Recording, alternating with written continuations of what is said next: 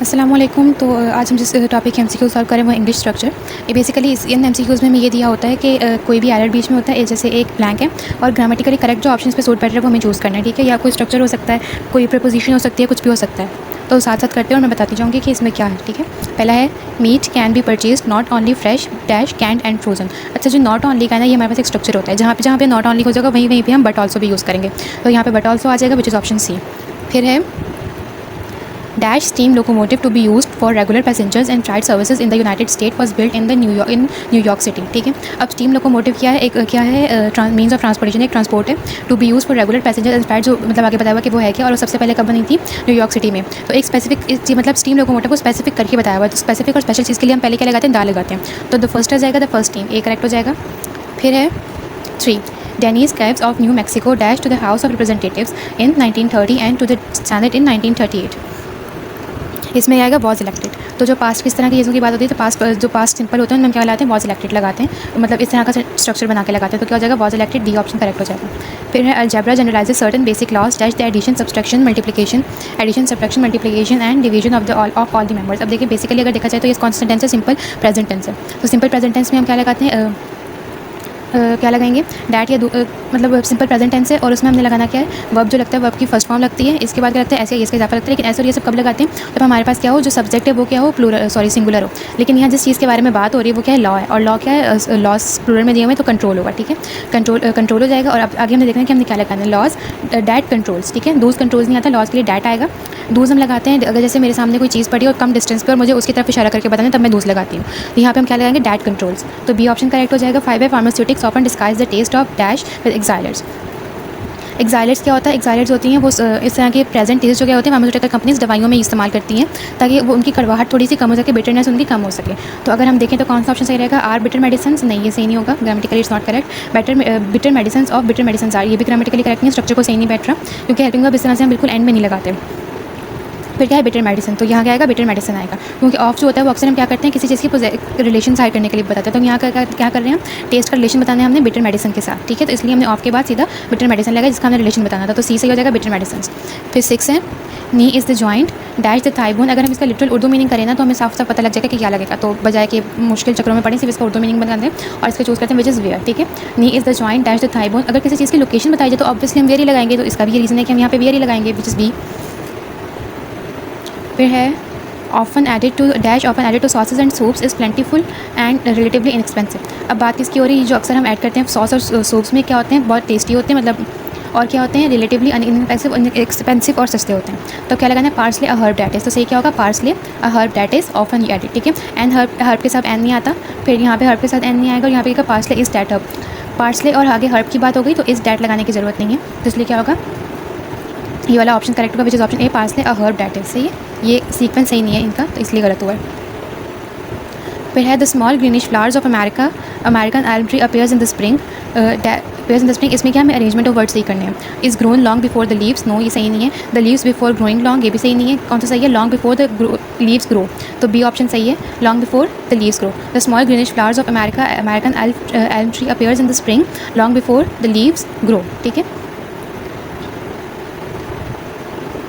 आगे है 9 is great number of tiny shelled animals dash on the ocean floor. तो tiny shelled animals live on the ocean floor, ये क्या है, एक फैक्ट है। तो जो फैक्ट्स होते हैं उनको हम किस में बनाते हैं, प्रेजेंट इंडेफिनिट में, ठीक है। इसलिए लिव आ जाएगा, live on the ocean floor, first form उसमें यूज़ होती है तो ऑब्वियसली लिव आएगा। अगर एनिमल होता तो लिव्स आ जाता, लेकिन एनिमल्स हैं तो लिव आएगा। Washington DC dash broad trees that are useful but various products are made from their skin and seeds. अच्छा, वाशिंगटन डीसी में ऐसे दरख्त हैं, तो अगर मुझे किसी जगह का बताना कि वहाँ पे इस तरह की चीज़ें हैं जो नेचुरली अकरिंग है, तो उनके लिए हम हैज़ यूज़ करते हैं। तो यहाँ पे भी हम हैज़ यूज़ करेंगे, Washington DC has broad trees, ठीक है। तो डी आ जाएगा, बी सही ऑप्शन आ जाएगा।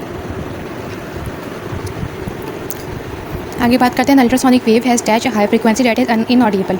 अच्छा, यहाँ पे क्या आएगा, सच आएगा, क्यों, क्योंकि हम यहाँ पे क्या करें, हाई फ्रीक्वेंसी पे एक दबाव देके बात कर रहे हैं, जोर देके उसको थोड़ा सा हम प्रेशराइज करके बात करें कि उसकी ज़्यादा फ्रीक्वेंसी की वो बिल्कुल इनऑडिबल है, तो सच आ जाएगा, सच हाई फ्रीक्वेंसी, ठीक है। देयरफॉर क्या होता है, हम दो सेंटेंसेस को जोड़ने के लिए यूज़ करते हैं। अबव हाई फ्रीक्वेंसी नहीं है, सच हाई फ्रीक्वेंसी, ठीक है। और फिर दस भी नहीं आएगा, दस क्या कहते हैं, कंक्लूजन कर निकालना, फिर हम यूज़ करते हैं। फिर आगे है dash ended traffic on the Mississippi River, Mark Twain left his job as a river pilot and move to West Carson City. इसका सही ऑप्शन क्या है? Option D, which is when the Civil War ended. ठीक है, when the Civil War ended traffic on the Mississippi River, मतलब एक proper इस sequence में बात हो रही है कि जब सिविल वॉर एंड हुई, तो जब सिविल वॉर ने क्या किया, मिसिसिपी रिवर पे ट्रैफिक को एंड किया, तो मार्क ट्वाइन ने अपनी जो जॉब है एज अ पायलट वो छोड़ दी।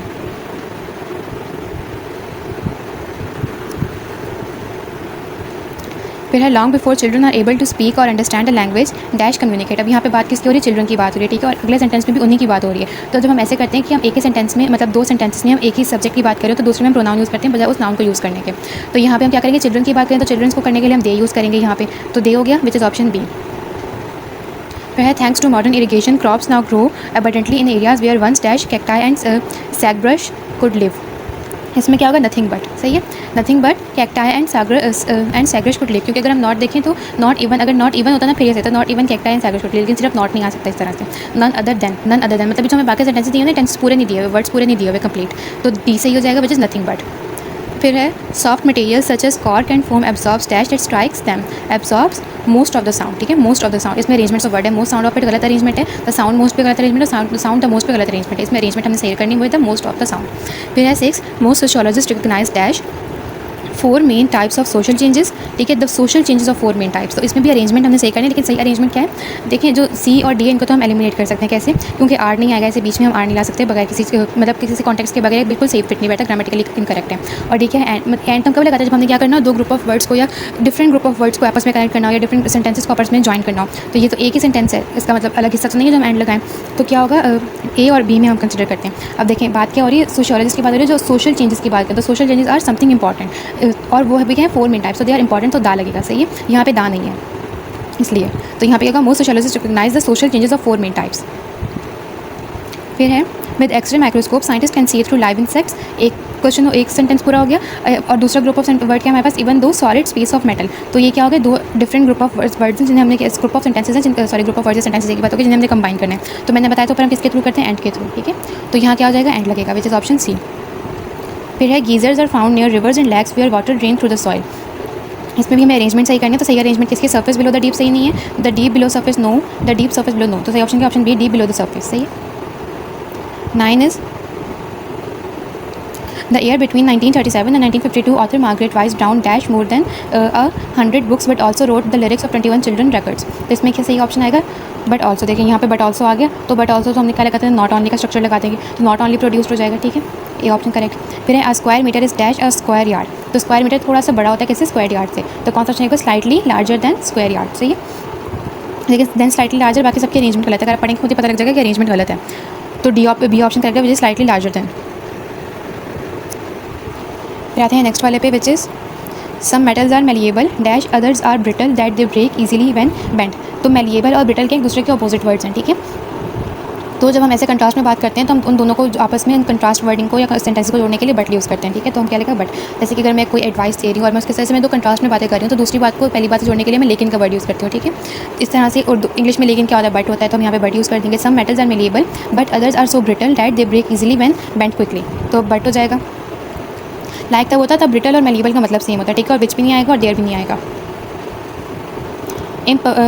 Impressionist artist tried dash transitory visuals to impression और the clear word. Tried to capture. ठीक है, ट्राइड टू, कोशिश करना जो पूरा होता है वो होता ही ट्राइड टू होता है। ठीक है, ट्राइड टू, तो ट्राइड के बाद टू तो लाजमी आएगा और आगे कैप्चर आ जाएगा, ट्राइड टू कैप्चर। सही है। फिर है geologist found geologist dash forces that alter the surface and appearance of the earth. तो जियोलॉजिस्ट ने क्या किया? एनालाइज किया। ठीक है, एनालाइज, अब हम नहीं लगाएंगे कि हम एनालाइसिस लगाएंगे, सिर्फ एनालाइज लगाएंगे। तो यहाँ पे जियोलॉजिस्ट प्लूरल है, तो क्या होगा? सिर्फ एनालाइज लगेगा, अगर सिंगुलर होता तो एनालाइसिस लगता, तो डी हो जाएगा। फिर है 4 William Faulkner dash and knew from early age that he wanted to become an author. तो इसमें क्या होगा? William Faulkner from like to read a boy and knew from an early age. ठीक है, like to read a boy, तो ये क्या होगा? ये वाला पहला, क्योंकि बात किन की हो रही है? विलियम फॉल्कनर की पास्ट की बात हो रही है, तो पास्ट सिंपल हमने लाइक लगाते हैं, तो क्या हो जाएगा? William Faulkner like to read as a boy. सही है, बाकी सारे देखें तो सेंटेंस में फिट नहीं बैठ रहा, ग्रामेटिकली इनकरेक्ट है।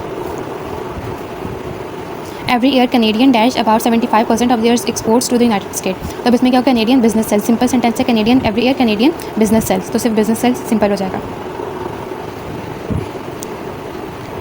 फिर है अर्ली एज 2500 BC। अब देखिए यहाँ पे एज आया ना, तो एज का भी स्ट्रक्चर होता है कि एज वर्ड एज। ठीक है, जो भी एज है उसके साथ वर्ड और फिर एज, ये इस तरह से लगता है। तो यहाँ पे एज है, तो इसका मतलब हमने ऐसा ही वर्ड चूज़ करना है जिसमें पहले से एज हो, तो किसमें? Age early age. ठीक है, वॉज एज अर्ली एज नहीं होगा, एज अर्ली एज होगा।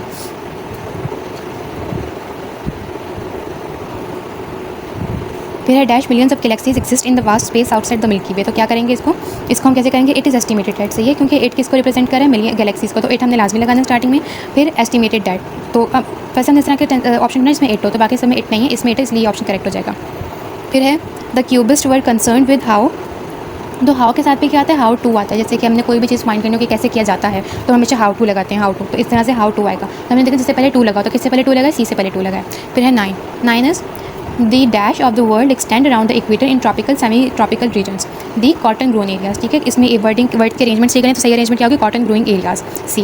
10th is dash extended by tornadoes that they have been known to the lift railroad locomotives off their tracks. तो क्या आएगा इसमें, the great force is extended by tornadoes.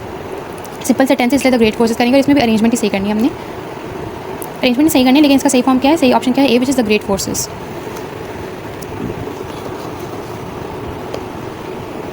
फिर है it is less expensive to build a machine parts dash than to build a few in times. Mass का मतलब होता है ज़्यादा क्वांटिटी में बनाना, ठीक है, तो two parts in mass quantities, in mass quantity क्या होगा, सही ऑप्शन होगा हमारा। फिर क्या है 2 विच इज़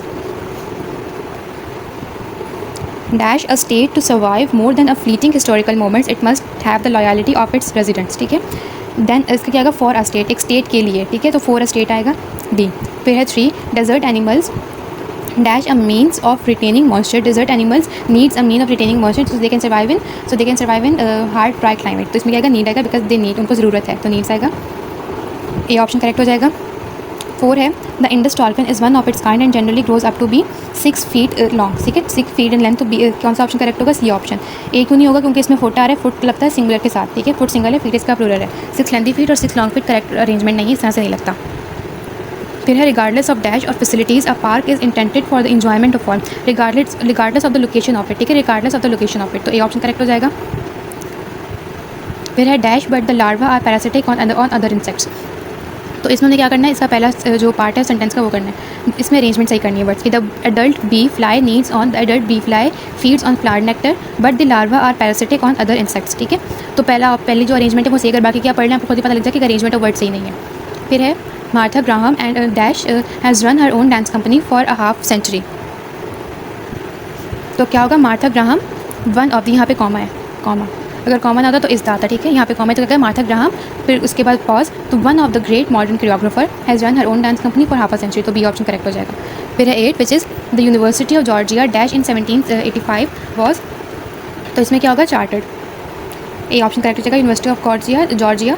फिर कॉमा आ गया, अगर कॉमन आता तो जैसे हमने पहले सेंटेंसेस किए थे तो हम वॉज चार्टर्ड करते, ठीक है, क्योंकि वो कंटिन्यू रहता है, लेकिन यहाँ पे थोड़ा सा ब्रेक आके फिर है तो हम चार्टर्ड करेंगे। फिर है no one is completely sure that causes booms and depression in the free economy. No one is completely sure इस चीज़ को बता रहा है कि अभी तक उन्हें पता नहीं लगा कि क्या चीज़ है, तो सवालिया जुमले तो वट आएगा, सी वट, सी। 10 है the best known diffuse nebula is the great Orion nebula. अभी हम बात किसकी हो रही है, ओरियन नेब्यूला की बात हो रही है। तो इस तरह की चीज़ों के लिए हम क्या लगाते हैं, विच। इनको जब हमने आगे देखिए मैंने कहा था कि हम जब 2 कॉमा के बाद 2 उसी सेंटेंस को कंटिन्यू रखना होता है और उसी सब्जेक्ट की बात करनी होती है, तो उसको डिफाइन करने के लिए एक प्रोनाउन लगाते हैं। तो यहाँ पे हम क्या लगाएंगे, विच लगाएंगे। हु किसके साथ लगता है, लिविंग थिंग्स के साथ लगता है, और विच लगता है नॉन लिविंग्स के साथ।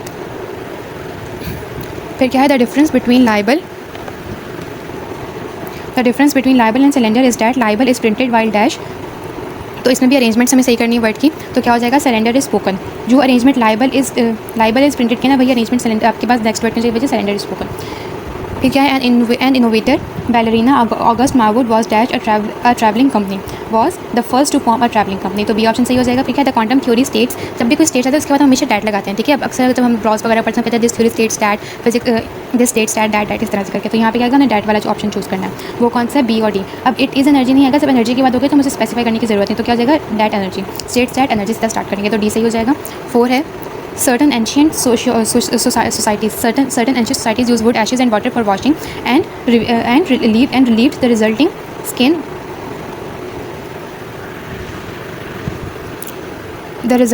irritation with oil।